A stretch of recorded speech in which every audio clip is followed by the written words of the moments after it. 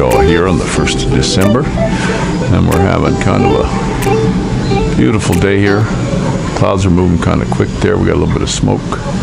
Neighbors are burning over there. Big puffy clouds over there. I did a thing here on a video a day or two ago about the park, and then we found out the park that in town here was open again. It had just opened, so I took the kids down there. If I took the video on the phone. If I can get that onto here, I'll put it on there. But they haven't done much to it. It's been closed for over a year, and since we came back, it doesn't look like much was done. A lot of people were there though, but it had been closed for quite a while. And the bad thing is, it's not far from here, but it took us 45 minutes to get there. Only took about 15 to get home, but 45 to get there because of the traffic in this town. It's just kind of a real bummer. But it is the 1st of December, and it's a gorgeous day. You know, it's real nice, a little bit hazy. But I did a video here about, you know, some of the things that I've encountered while I was here. And a buddy of mine that I've known probably for 17, 18 years, single guy. He was married real young, and then he split up with his girl and just stayed single. Master electrician, good pension, invested well. He just sold his home for like $500,000, and he wants to come here with get a girl. He's just turned 60, and he was telling me he wants to get a girl, a younger one if possible, but he doesn't want any kids. And something that you folks need to know in this country, this is in the West, and that would not be fair, because there's no retirement here for these people. It's really a small amount, especially if they don't make a lot of money through the years or pay into it. There's not a whole lot of retirement for these folks. So their retirement is their children. And you look at a lot of couples. Our couples across the road here and all around, you know, they take care of their oldies, you might say.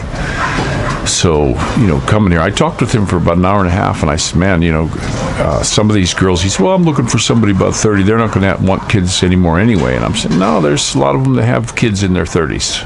A lot of them wait until they, you know, buy a piece of land. You know, they want a piece of land. They want to nest, basically, and have a footprint down to raise a family. And then that you know, those kids will inherit that place and take care of them when they're old. And you see that all over around here. That's just it's commonplace. So I wouldn't recommend if you're a single guy and you don't want kids, because they might agree to it. And then the other thing, this is just me now. You can do whatever you want, and I know a lot of guys do, but I never wanted a woman that had kids already. I always thought that they're never going to put you before them. And the other thing I thought is you're blocking the dude that's the father, you know. So that's just me though. And there's some guys here that came and they have kids. Now my buddy was telling me, oh well, you know, I'll be getting Social Security pretty soon. If something happens to me, she can have that. And I said, no, I don't believe it works that way. You have to be a U.S. citizen. Doesn't matter that you're married.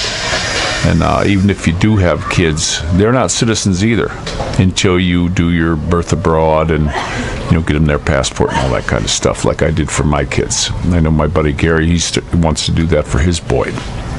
And it's a process. You know, it doesn't happen super fast. You got to make appointments down there and do all that kind of stuff. So, you know, and a lot of these young girls too, you know, they want security, but most all of them, they want children. That's all there is to it. You know, that's basically their retirement, and they're pretty good, you know, when it comes to kids and stuff. I did notice here, most of the kids, the biggest percentage of them are very respectful, and just generally good kids. You don't see them going too crazy, you know, doing bad things and breaking stuff. Like I remember when I was even when I was a kid, you know, guys would go around and break windows and just mess stuff up. One guy knew, older than me, and I even when I was young, I didn't sleep a lot, and I was just sitting on the front porch and watching up and down the street, and this guy ran down the street and smashed all the driver's windows out of the car with a hammer. You know, I'm just sitting there watching him, and you know, why? I saw him the next day on the playground. I was asking, why would you do something like that? You know, it was, but you don't really see as much of that here. You know, these kids are pretty well mannered. My kids go around and play with a bunch of these kids here. They're all pretty friendly. It's nice that the neighborhood's getting some more kids. It's not just all older folks. There are a few older folks that moved in, but you know, we'll see how it goes. But that was just a thought because I was talking to a buddy, and take care, buddy.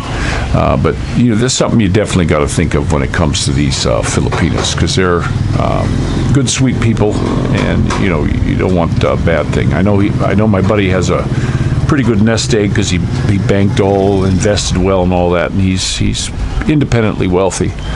But you know, is he going to help her out with that? I don't know. He said he was going to leave all his money in the States, so you know, just get it when he needs it. But you know, having a house too, that would be one thing. At least his girl, if he finds one, would have a nice place, because he said he was planning on doing a house. And I said, you know, he didn't realize that he couldn't own land here. He said, I thought I could just buy a house. I said, no, you can't buy a house here. You know, and he had watched my video about the dog poo and stuff, and he was saying, is that for real? I said, yeah, oh yeah, it's for real in some areas, and it depends on where you get your girl from, where they live. And he says, well, he wants to travel around for a bit. And I said, well, when you first come, you know, you got to get a visa and all that. So he's going to look into that. He was going to come last year, but it was still shots and stuff. Now he said that's lightening up, and he said he didn't care. He's not going to get one, and he didn't care if he had to do quarantine for 5 days or 14 or whatever. And then he might do, he was asking about the different visas. My 13A, the bad thing about mine is if I leave, I can't be gone for 6 months, or I got to start over. And then there's exit permits. You know, they got different stuff they do. And then they have the SSRV. I really don't know a whole lot about that, but that's something you guys could easily look up. So I'm going to go ahead and let you go. And this is Reporting Rick Shaw.